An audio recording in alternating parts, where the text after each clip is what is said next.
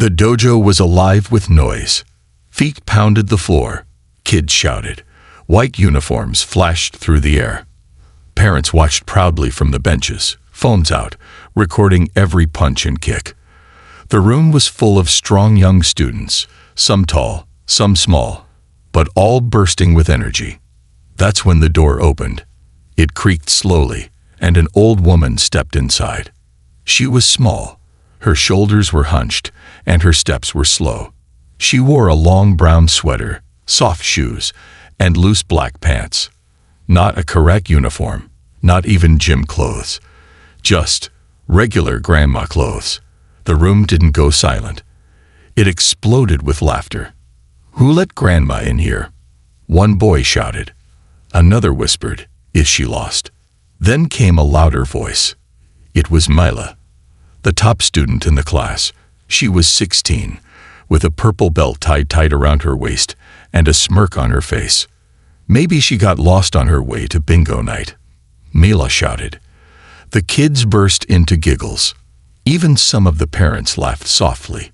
The instructor, Mr. Kenji, frowned but didn't say anything. The old woman didn't speak. She just looked at them all with soft eyes and smiled. It was a warm smile. The kind that made you feel like she knew something no one else in the room did. Then she walked slowly to the back of the dojo and stood there, quiet, still. Mr. Kenji walked over. He didn't want to be rude, but he was confused. "Ma'am," he said kindly, "this is a kids' karate class. Are you here for someone?" The woman looked up at him. Her voice was gentle. "No, I just want to stretch a little." Mr. Kenji paused. He looked at her old, tired body. Then he smiled, trying to be polite. "Well, would you like to join us for warm-up? It's light movement, nothing too hard." She nodded. The room filled with whispers again. "She's actually going to do it," one boy said. "I hope she doesn't fall," said another. Mila crossed her arms. This should be good. The warm-up began. Students jumped in place, raised their knees, circled their arms. The room was full of bouncing energy. The old woman didn't bounce. She closed her eyes, took a deep breath, then moved. Her hands flowed like wind. Slow, smooth. Her arms drew circles in the air, quiet and calm. Her feet slid gently on the mat. No sound, no effort. Some students stopped jumping to stare. Even Mr. Kenji tilted his head. The old woman's body didn't shake. It flowed. It bent. It turned with grace and power, but soft, like a leaf moving through air. "What is she doing?" Mila asked, blinking. "It looks like Tai Chi," someone whispered. "No," Mr. Kenji said quietly. "That's not Tai Chi." The old woman opened her eyes. She didn't smile this time. She bowed slowly, deeply, then returned to stillness. For the first time since she walked in, no one laughed. No one spoke. Not even Mila. Everyone just stared. Who was this woman? Where did she learn to move like that? And what else could she do? Her eyes were closed. Her hands hung softly at her sides. Her breathing was slow, deep, quiet. The class around her had returned to movement, but something in the air had changed. No more laughter. No more jokes. Just curious, uneasy eyes watching her from every corner of the room. The students lined up for drills. Mila took her usual spot at the front. Her ponytail was tied tight. Her arms crossed as she glanced over her shoulder at the old woman. "She's not even doing it right," Mila muttered. "That's not karate. She's just waving." But no one replied. The old woman stood at the edge of the mat. Her arms moved again, smooth and slow, as if she were painting invisible pictures in the air. Each motion was small, barely a shift of the wrist, a slight turn of the foot. Yet something about it felt exact. Mr. Kenji watched carefully, his brows furrowed, not in confusion, but in deep thought, like he was trying to remember something. Then he spoke. "Partner drills. Let's go." Pairs formed quickly. Students began working on blocks and strikes, stepping forward, pulling back, following commands. Except the old woman. She stood alone. After a moment, Mr. Kenji called gently, "Would you like to try, ma'am?" Her eyes opened. Calm. Clear. She nodded once. He looked around. Most of the students avoided her gaze, unsure, nervous now. A boy stepped forward. Tall, strong, fast. His name was Tyson. He was 17 and one of the most skilled in the class, second only to Mila.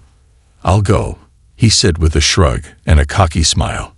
"Should be quick." The class chuckled nervously. Tyson stepped onto the mat and bowed. The old woman bowed too, slower, deeper. Mr. Kenji raised a hand. "Light spar. Controlled. Begin." Tyson grinned. "Don't worry, Grandma. I'll go easy." She said nothing. He stepped forward, bouncing on his toes, then lunged with a loud, dramatic shout. And then, she wasn't there. There was no sound, no flash, no loud movement. Just a blur. In the space between Tyson's shout and his step, the old woman had shifted. Not jumped, not dodged, shifted. One moment she was in front of him, the next, behind. Tyson turned fast, confused, eyes wide. But before he could move again, something gentle pressed behind his knee. He dropped. Not slammed, not thrown. He simply dropped. His legs folded like paper. His back hit the mat. He blinked up at the ceiling, stunned, breath caught in his chest. The class froze. No one spoke. Even Mila's mouth hung open, silent. The old woman stood over him, calm as ever, one hand still halfway in motion. Then she turned and walked back to her place near the wall. Not a word, not a sound. Mr. Kenji stepped onto the mat, helped Tyson up gently. The boy's face was pale. "I didn't even see her move," he whispered. Mr. Kenji didn't answer. His eyes followed the woman. He had seen many things in his years of teaching. Fast kicks, perfect strikes, talented children. But this was different. This was mastery. Quiet, controlled, powerful mastery. Mila finally found her voice. She must have cheated, she said too loudly. He wasn't ready. Tyson turned sharply. "I was ready." His voice was tight, but not angry. Just shaken. Mila looked at the old woman again, her eyes narrowing. Something inside her itched. A challenge. A need to prove. But even as that feeling rose, the room stayed still. The old woman closed her eyes once more and returned to her soft, flowing movement. Nothing had changed in her. No smile, no pride, no need to explain. But everything around her was different now. Every student watched. And none of them were laughing. The room held its breath. Not a single word was spoken. No one moved. Even the air seemed heavy, like it knew something important was about to happen. Mr. Kenji stepped forward, eyes fixed on the old woman. "Ma'am," he said softly, "what is your name?" She looked up at him with calm eyes and replied in a voice so clear it cut through the silence like a knife through silk. "You can call me Miss Ruth." That was all she said. A sound came from the back of the dojo, the door opening quickly. A young assistant instructor had just entered. His name was Jordan, a black belt in his 20s, always cheerful, usually relaxed. But the moment he saw her, his smile vanished. He froze mid-step, his jaw dropped. "Wait," he whispered. That's Ruth Anderson." Heads turned. "The correct ghost," Jordan said, louder now. Eyes wide. "She trained in Okinawa. She used to win every national tournament. People said she moved like air. Then one day, she disappeared." Students looked at each other. Parents leaned forward. "She's a legend," he said. "I thought she was just a story." The room buzzed, filled with awe, confusion, disbelief. All except one person. Mila. Her face was flushed, her jaw tight. The same girl who had laughed just minutes ago now stood like a pot boiling over. "She's just an old lady," Mila said loudly, stepping forward. "I'm not scared of stories." Mr. Kenji opened his mouth to stop her, but Miss Ruth raised a hand. "I will spar her," she said softly, "but only with respect."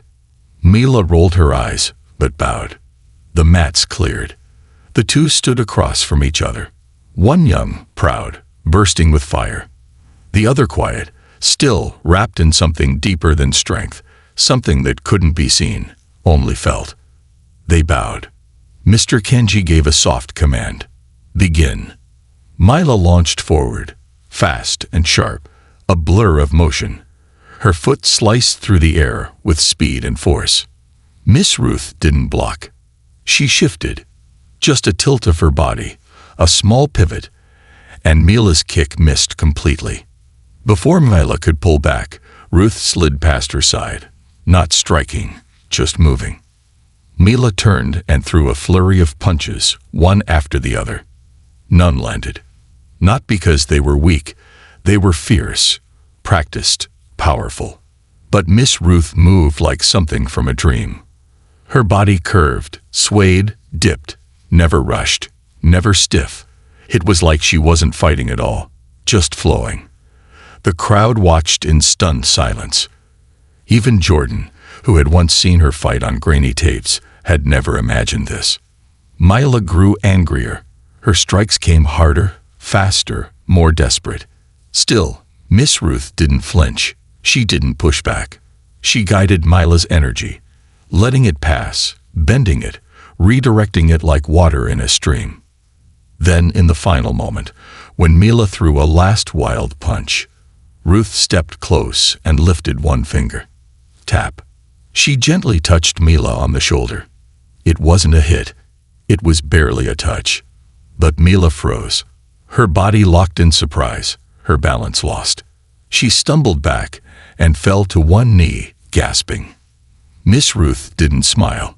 She didn't raise her hands in victory. She simply walked over and offered Mila her hand.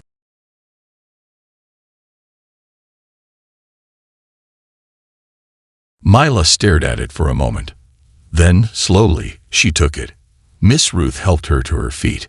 Her grip was warm, steady, kind. No pride. No revenge. Just peace. Mila looked into her eyes, the same eyes she had laughed at earlier, and said nothing. But her face spoke volumes. And for the first time, Mila bowed. Not out of habit, but from her heart. The class watched in silence. Not one person moved. The storm had passed. But no one would ever forget the way it broke. The room stood frozen, wrapped in silence. Mila, once proud and sharp-tongued, now stood with her head bowed low. Her chest rose and fell quickly. Her fists trembled, not with anger, but with something new. She looked up at Miss Ruth, her eyes shining. "I was wrong," she said softly. Miss Ruth gave a gentle nod. Her face was calm. Her voice, when she spoke, was quiet but strong, like wind through trees. "Strength is not in your fists," she whispered. "It's in your heart." Mila bowed again, this time with her whole body. There was no pride in her anymore, only respect, only awe. The room, once filled with giggles and whispers, was still. The students who had laughed now stared in silence. Parents watched with wide eyes, unsure what they had just witnessed, but knowing it was something special. The air felt different now.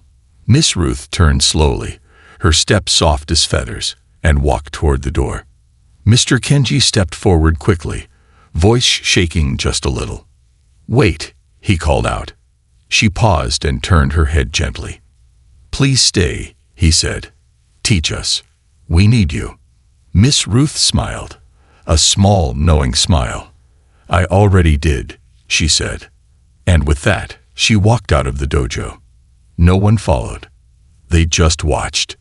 She didn't vanish. She didn't float. She just walked away. Slow, steady, humble. But somehow she felt larger than life. Outside, the wind picked up. The paper lanterns hanging by the window swayed. The sun peeked through the clouds and lit the edge of her sweater as she turned the corner and disappeared. Inside, something had changed forever. The next day, Mayla arrived early. Very early.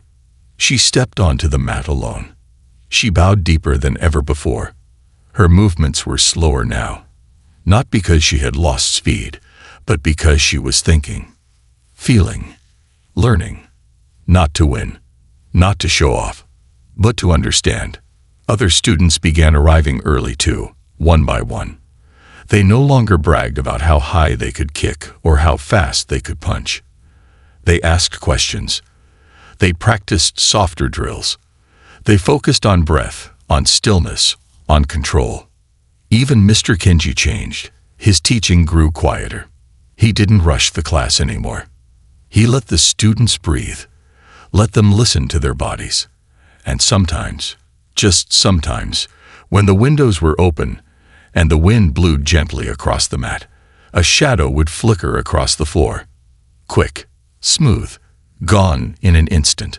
Some students said they saw a blur, like a figure moving through the corner of the room. Some said it was just the light. Others weren't so sure. They whispered, "She's still watching. She's still here."